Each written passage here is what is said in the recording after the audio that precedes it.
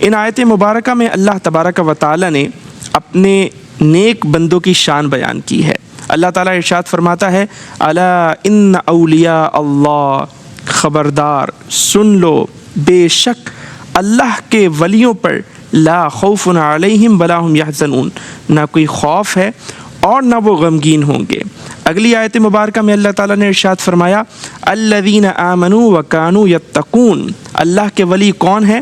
اس آیت مبارکہ میں گویا اللہ تبارک و تعالیٰ اپنے ولیوں کی، اولیاء اللہ کی ڈیفینیشن، تعریف بیان فرما رہا ہے۔ اللہ تعالیٰ فرماتا ہے الذین آمنوا، اللہ کے ولی وہ ہیں جو ایمان رکھتے ہیں، ایمان والے ہیں، وکانوا یتقون، اور جو متقی ہیں۔ اور پھر اللہ تبارک و تعالیٰ یہ بیان فرما رہا ہے اگلی آیت میں کہ ان کا انعام کیا ہے، جن کے اندر یہ صفت ہو، یہ کوالٹی ہو، جو اللہ کے دوست ہوں، اللہ کے ولی ہو، ان کا انعام کیا ہے؟ اللہ تعالیٰ ارشاد فرماتا ہے لہم البشریٰ فی الحیات الدنیا وفی الآخرہ، کہ ان کے لیے دنیاوی زندگی میں بھی اور آخرت میں بھی کیا ہے؟ بشرا، خوشخبریاں ہیں۔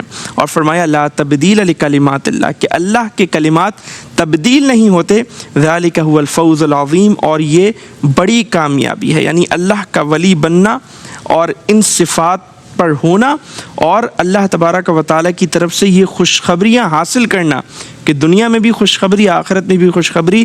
اللہ تبارک و تعالیٰ فرما رہا ہے کہ اصل کامیابی اور بڑی کامیابی یہی ہے کہ اللہ تبارک و تعالیٰ کا بندہ جو ہے وہ اللہ تبارک و تعالیٰ کا قرب حاصل کر کے اس کا ولی بن جائے۔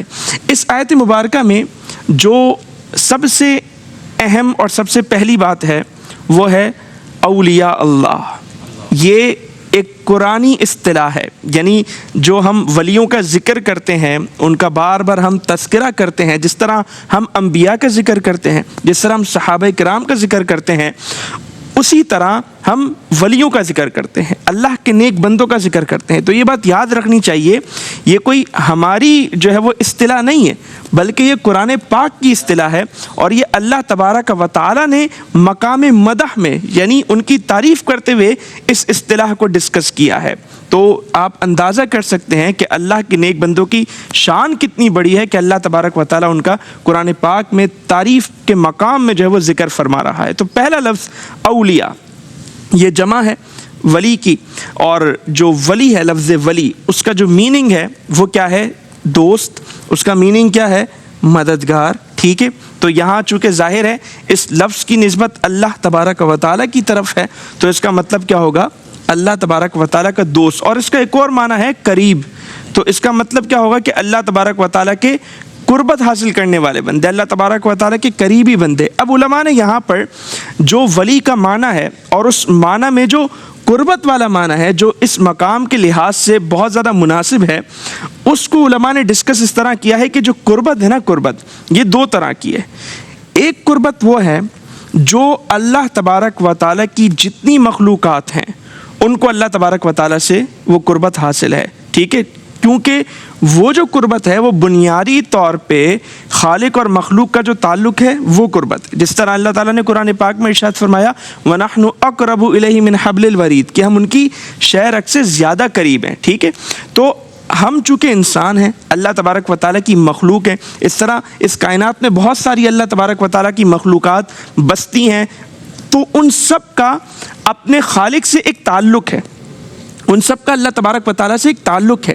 تو یوں ہر مخلوق کا اللہ تبارک و تعالیٰ سے تعلق ہے، اور اس کی اللہ تبارک و تعالیٰ سے ایک معنی میں قربت ہے، ایک نوع کی قربت ہے۔ یہ تو ایک قربت ہے جو کہ عمومی قربت ہے، یہ قربت اللہ تبارک و تعالیٰ کی مخلوق میں عام ہے کہ ان کا اللہ تبارک و تعالیٰ سے ایک تعلق ہے۔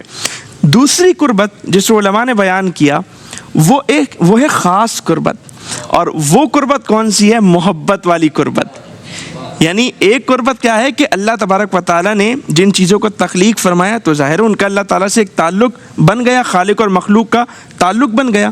اور ایک قربت کون سی ہے؟ محبت والی قربت، کہ اللہ تبارک و تعالیٰ جن سے محبت فرماتا ہے ان کو اپنا خاص کر لیتا ہے۔ اور پھر علماء نے یہ بیان کیا کہ جو محبت والی قربت ہے نا، یہ جو تعلق کی قسم ہے نا، یہ جو قربت کی قسم ہے نا، تو پھر اس میں بڑے مراتب ہیں، اس میں کیا ہے؟ بڑی منازل ہیں۔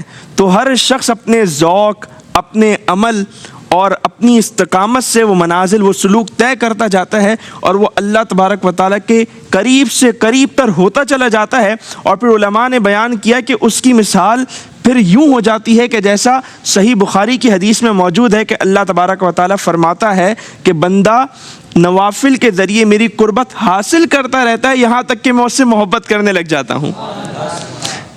تو کیا ہوتا ہے پھر؟ اللہ اس کو مقام کیا عطا فرماتا ہے؟ اللہ تعالیٰ فرماتا ہے میں اس کے کان بن جاتا ہوں جس سے وہ سنتا ہے، میں اس کی زبان بن جاتا ہوں جس سے وہ کلام کرتا ہے، میں اس کے ہاتھ بن جاتا ہوں جس سے وہ پکڑتا ہے، میں اس کے پاؤں بن جاتا ہوں جس سے وہ چلتا ہے. تو یعنی اللہ کا جو قرب ہے نا، اب یہاں پہ یہ بات بھی سمجھ لیں کہ اللہ تبارک و تعالیٰ کا قرب جو ہے وہ تو ملتا ہی نیک عمل سے ہے، ٹھیک ہے.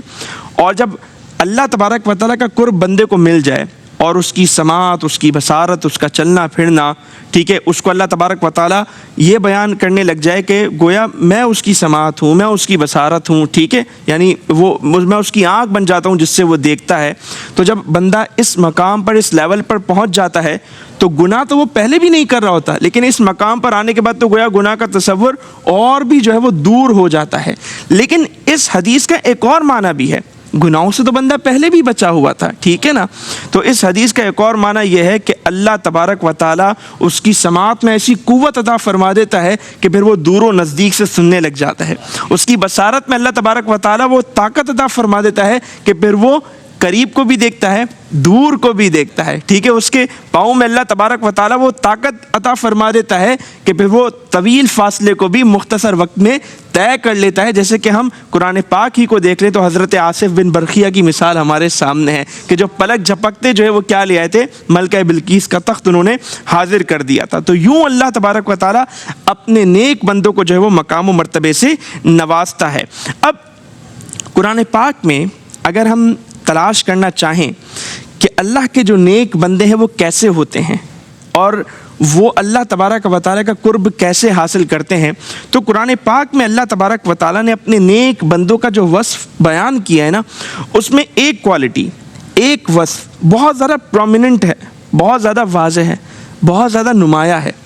اللہ تعالیٰ ارشاد فرماتا ہے والذین یبیتون لربہم سجدا وقیاما، کہ میرے جو بندے ہیں، جو میرے نیک بندے ہیں، وہ کیا کرتے ہیں؟ رب کے حضور، اپنے رب کے حضور قیام میں اور سجدوں میں رات گزارتے ہیں. یعنی اولیاء اللہ کا جو وصف، اولیاء اللہ میں جو وصف ہے جو بہت زیادہ پرومیننٹ ہے، وہ کیا ہے کہ وہ شب گزاری کرتے ہیں. یعنی وہ جو اللہ کا قرب پاتے ہیں وہ کس طرح پاتے ہیں؟ رات کو عبادات کے ذریعے وہ اللہ تبارک و تعالیٰ کا قرب پاتے ہیں. اور پھر اللہ تعالیٰ ارشاد فرماتا ہے وہ رب کے حضور ساری رات کیا کرتے ہیں؟ عبادت کرتے ہیں، قیام کر رہے ہیں، سجدہ کر رہے ہیں، ٹھیک ہے، اسی لیے وہ اللہ کا قرب حاصل کرتے ہیں. پھر اللہ تعالیٰ فرماتا ہے والذین یقولون ربنا اصرف عنا عذاب جہنم، کہ وہ کیا دعا کرتے ہیں؟ اے اللہ ہم سے جہنم کا عذاب دور فرما دے. یعنی آپ اندازہ کریں اولیاء اللہ کی، آپ جو ہے وہ حیرت ہوتی ہے ہمیں، اولیاء اللہ کا مقام اتنا بڑا، پوری رات تو عبادت میں گزارتے ہیں، لیکن اس کے باوجود بھی اپنی عبادت پر نازا نہیں ہوتے، اپنی عبادات پر فخر نہیں کرتے، اپنی عبادات کو کافی نہیں سمجھتے، بلکہ پوری رات عبادت کرنے کے بعد اللہ کے حضور عاجزی سے گر گراتا دعا کرتے ہیں کہ اے ہمارے رب، بے شک ہم ایمان لائے تو تو ہمارے گناہوں کو بخش دے اور ہمیں دوزخ کے عذاب سے محفوظ فرما. ٹھیک ہے، یہ کس کا وصف ہے؟ متقی لوگوں کا وصف ہے. یعنی جو آلریڈی تقوی والے ہیں، جو آلریڈی نیک اعمال کر رہے ہیں، جو آلریڈی اللہ تعالیٰ کے قریبی ہیں، لیکن وہ کیا دعا کر رہے ہیں؟ یا اللہ ہمیں جہنم کے عذاب سے دور فرما دے. ان کی خشیت کا یہ عالم ہے.